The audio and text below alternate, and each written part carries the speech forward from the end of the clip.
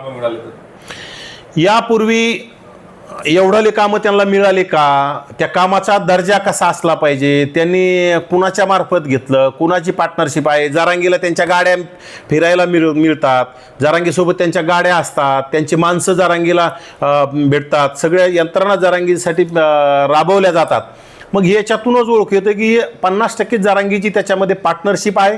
ठीक आहे, कॉन्ट्रॅक्टरला कामं मिळत असतात, परंतु जरांगीला पार्टनरशिप देण्याचं कारण काय, आणि विशेषतः गरीब मराठ्यांना फसवण्यासाठी जरांगीला पार्टनरशिप देऊन जरांगीचा पैशाचा बोळा देऊन तोंड बंद करण्याचं काम राज्य सरकारच्या माध्यमातून सुरू आहे. कारण गरीब मराठ्यांना शिक्षण आणि नोकरीत आरक्षण हवं आहे, आणि जरांगी फक्त निजामी आणि प्रस्थापित मराठ्यांसाठी शिक्षण आणि नोकरीतल्या आरक्षणाच्या विरोधात EWS सारखं आरक्षण घालून OBC मध्ये घुसखोरी करून फक्त जिल्हा परिषद पंचायत समितीमध्ये घुसखोरी करणाऱ्या नेत्यांसाठी, कार्यकर्त्यांसाठी काम करतोय. आणि या राज्यातील मराठा समाजातील विद्वान लोकांनी ह्या गोष्टीकडे लक्ष देऊन बघितलं पाहिजे.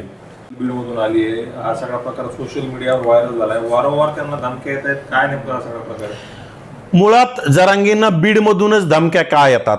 जरांगीचं खरं इथं माहेर घर आहे. जरांगीचे अनेक आमदार, गुंड असणारे, चंदन चोर असणारे खासदार, जब्यासारखा आमदार, असे लोक असताना, लोकांना गायब करणारे आमदार यांच्याकडं असताना जर यालाच कसं काय धमक्या येतात? म्हणजे आपल्याकडं मीडिया येत नाही, आपल्याला काहीतरी हे गुत्तेदारीचे टेंडर मिळालेले विषय डायव्हर्ट करायचा, विलास घुले प्रकरणातून पुन्हा विषय डायव्हर्ट करायचा, आणि कुठेतरी ठरून केलेली ही सगळी रेकॉर्डिंग असेल. आणि विशेषतः रेकॉर्डिंग जर ठरून नसेल तर फोन आल्याच्या नंतर नंबर असतो ना, तो नंबर पोलीस प्रशासनाला दिल्याच्या नंतर संबंधित कोण व्यक्ती असेल, तो कुठल्या जातीचा असेल, पातीचा असेल, जर जरांगीला धमकी देत असेल तर त्याच्यावर कारवाई झालीच असती ना. परंतु हे असं का करत नाहीत? उदाहरणार्थ, माझी गाडी जाळली, मी तक्रार केली, जरांगीचा अतिशय निकटवर्ती पकडला गेला, ठीक आहे, ते न्यायालयीन भाग आहे, त्याला दुसऱ्या दिवशी जामीन मिळाला, तो न्यायालयीन प्रक्रिया आहे. परंतु निष्पन्न काय झालं की नवनाथ वाघमारेंची गाडी नवनाथ वाघमारेच्या मेवणीने जाळली म्हटले, परंतु पोलीस प्रशासनाने त्याला पकडलं, आणि तो नवनाथ वाघमारेचा मेवणा आहे का नवनाथ वाघमारेचा कोण आहे हे पूर्ण महाराष्ट्राला कळालं. त्याप्रमाणे जरांगीच्या माणसांनी, जरांगीची एवढी मोठी टीम आहे इथं, मग ते तक्रार का करत नाहीत? इकडं म्हणायचं आमचं जरांगी, आमचं काळीज आहे, आणि मग काळीजासाठी तुम्ही त्या पुढच्या व्यक्तीचं नाव, पुढच्या व्यक्तीचे नंबर पोलीस प्रशासनाकडे देऊन तक्रार केली पाहिजे. परंतु तुम्हाला फक्त याच्यातून कसा फायदा घेता येईल आणि समाजाला भावनिक कसं करता येईल, बाकी काही नाही. विशेषतः जरांगीला रात्रीच्याला रस्त्यावर सोडून जरी दिलं तर पिसाळलेलं कुत्रं सुद्धा चावणार नाही, कारण की जरांगीच पिसाळलेला आहे. जरांगीने बीडसारखं शहर जाळलं, बीडसारख्या शहरामध्ये, जिल्ह्यामध्ये दहशत निर्माण केली.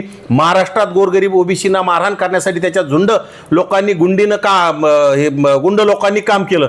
त्यामुळे जरांगी मूळ गुंडांचा, तडीपार लोकांचा, हद्दपार लोकांचा आणि अशा मारामाऱ्या करणाऱ्या लोकांचा, वाळू माफिया, गुटखा माफिया, मटका माफिया, जमीन हडप करणाऱ्या लोकांचा आका आहे. आणि आकाला कोण मारत असतं?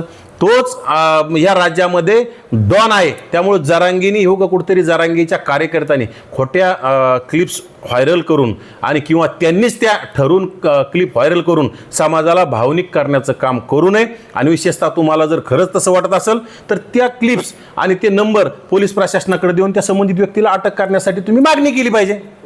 ज्या अडचणी आहेत त्यावर एकही आमदार किंवा OBC नेते जे म्हणून घेतात ते कोणीच बोलतात दिसत नाही. काय नेमकं कारण आहे, आणि या संदर्भात तुमचं मत?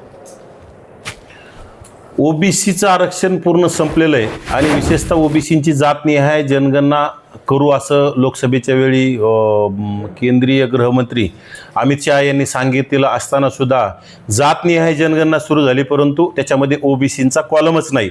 म्हणजे OBCना फक्त चॉकलेट द्यायचे, OBC आमचा DNA म्हणायचं, OBCची मतं घ्यायची, आणि मतं मिळाल्याच्या नंतर सत्तेत गेल्यावर OBCना सपशेल विसरून जायचं, आणि जे दादागिरी करीन, जे कुठेतरी झुंडशाही निर्माण करीन, त्यांना पाहिजे ते देण्याचं काम ते OBCच्या वाटेचं काढून त्यांना देऊन टाकायचं, असं सातत्यानं आम्हाला पाहायला मिळतं आहे. आणि खरं तर OBCनं जागं झालं पाहिजे, कारण OBC समाज जर जागा नाही झाला, OBC समाजाने आपला लढा आपल्या खांद्यावर जर नाही घेतला, तर OBCचं येणारा काळ फार वाईट आणि भयानक असणार आहे. कारण राज्यामध्ये 12 OBCचे मंत्री आहेत, मंत्री चकार शब्द OBCच्या प्रश्नावर काढायला तयार नाहीत. अनेक OBCचे आमदार आहेत. आमच्या आंदोलनामुळे OBCचे अनेक आमदार सुद्धा, नवीन आमदार निवडून आले, ते सुद्धा कोणी बोलताना आपल्याला सभागृहात दिसत नाही. आणि विशेषतः आमचा OBC उपसमितीचा अध्यक्ष खुळखुळा बावनकुळे नावाचा खुळखुळा चकार शब्द काढायला तयार नाही. बावनकुळेला जर ओबीसी उपसमितीचं अध्यक्षपद सांभाळता येत नसेल, कुणाची भीती वाटत असेल, तर बावनकुळेंनी तात्काळ राजीनामा द्यावा.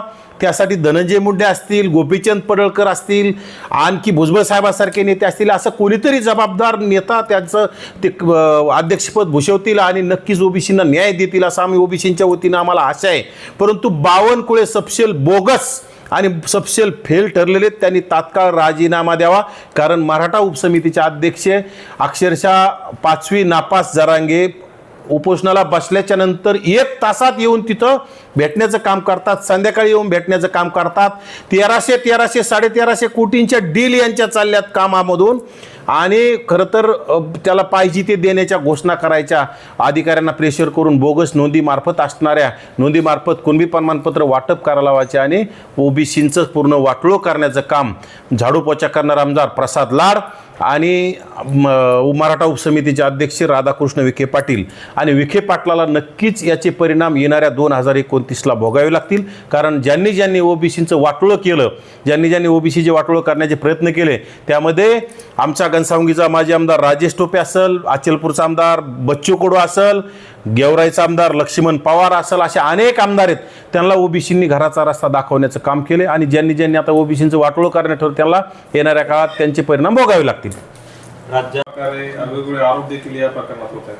जरांगेच्या निकटवर्तीयांना 1300-1350 कोटींचे कामं मिळतात. पाठीमागं सुद्धा काहीतरी 900-950 कोटींचे कामं मिळाले. आता सुद्धा काही लोकांच्या नवीन आता पुन्हा प्रमा तयार झाल्यात, त्यांना सुद्धा कामं मिळालेत. म्हणजे विखे पाटलांच्या खात्यामार्फत हजारो कोटीची यांना कामं द्यायचे. ऊर्जा खात्यामार्फत जरांगेच्या निकटवर्तीय जो आंदोलनाचं आयोजन करणारा सरपंच आहे, त्याला ऊर्जा खात्यामार्फत कामं द्यायचे आणि मराठा समाजाला घुमवण्यासाठी ह्या लोकांना हाताशी धरण्याचं काम आहे. ओबीसीच्या कुणबी नोंदीमार्फत प्रमाणपत्र काढून गरीब मराठ्यांचं भलं होणार नाही.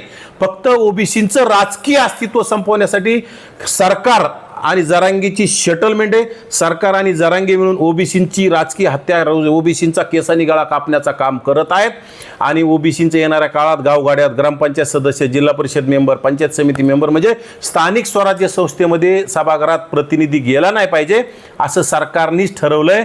विशेषतः ओबीसी आमच्या DNA म्हणणारे नेते देवेंद्रजी फडणवीस हे म्हटल्याच्या नंतर ओबीसींनी भरभरून मतं दिले, परंतु त्यांच्याच सरकारमध्ये ओबीसींचा केसानी गळा कापणं सुरू आहे. हे ओबीसीने सुद्धा डोळे उघडले पाहिजे आणि येणाऱ्या काळात जशा तसं उत्तर द्यायला आपण सजग आणि तयार झालं पाहिजे. नाही, याच्यामध्ये खूप मोठं षडयंत्र आहे. आज ओबीसी जात्यात आहे, SC ST सुपात आहे. आज ओबीसींचं आरक्षण घालवल्या जातंय आणि येणाऱ्या काळात SC STंचं आता वर्गीकरणाच्या नावाखाली त्यांचे तुकडे तुकडे करून येणाऱ्या काळात त्यांचं सुद्धा आरक्षणामध्ये अशी घुसखोरी करून त्यांचं आरक्षण संपवायचं आणि येणाऱ्या काळात पुन्हा काही वर्षांनी ना मराठ्याला, ना ओबीसीला, ना SCला, ना STला म्हणजे यांचा सगळा कल संविधान संपवण्यावर आहे आणि समान नागरिक कायदा आणण्याची यांना मानसिकता दिसते. त्यामुळे राज्यातील ओबीसी, SC ST गरीब मराठ्यांनी एकत्र येऊन ह्या राज्य सरकारच्या विरोधात आपण आवाज उठवला पाहिजे.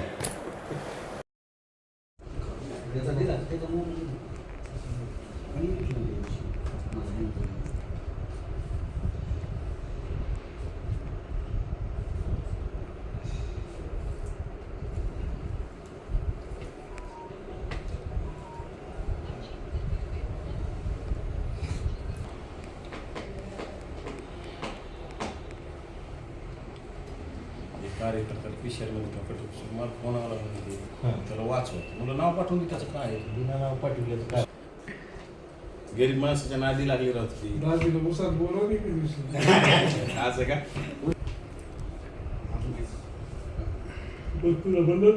काही लोकांना बीडमध्ये जरांगे आणि जरांगेच्या पिलवळीच्या दबावापोटी आणि येथील जातीवादी खासदार, जातीवादी आमदार, आष्टीचा जब्या असेल, इकडं गेवराईचा आमदार असेल, यांच्या दबावापोटी बीड जिल्ह्यात मराठवाड्यात सर्वाधिक 40,000पेक्षा जास्त कुणबी प्रमाणपत्राचं वाटप करण्यात आलंय आणि ते येणाऱ्या काळात माझी गावगाड्यातील ओबीसींना कळकळीची विनंती, आपल्या गावात एखादं प्रमाणपत्र निघत असेल तर आपणच त्याची काळजी केली पाहिजे. त्याचे काय बोगस असेल ते पुरावे शोधून जात पडताळणी समितीकडे दाद मागण्याचं काम केलं पाहिजे. तुमचे प्रश्न मांडण्यासाठी बावनकुळे येणार नाहीत किंवा कोणी येणार नाही. त्यासाठी आपल्या गावगाड्यात, आपल्या पंचायत समिती सर्कलमध्ये, आपल्या जिल्हा परिषद सर्कलमध्ये कोणी असे कुणबी प्रमाणपत्र पैसे देऊन किंवा अधिकाऱ्यांना दबाव टाकून काढलेत, अशा लोकांना जात पडताळणी समितीसमोर आव्हान देण्याचं काम ओबीसींच्या कार्यकर्त्यांनी केलं पाहिजे.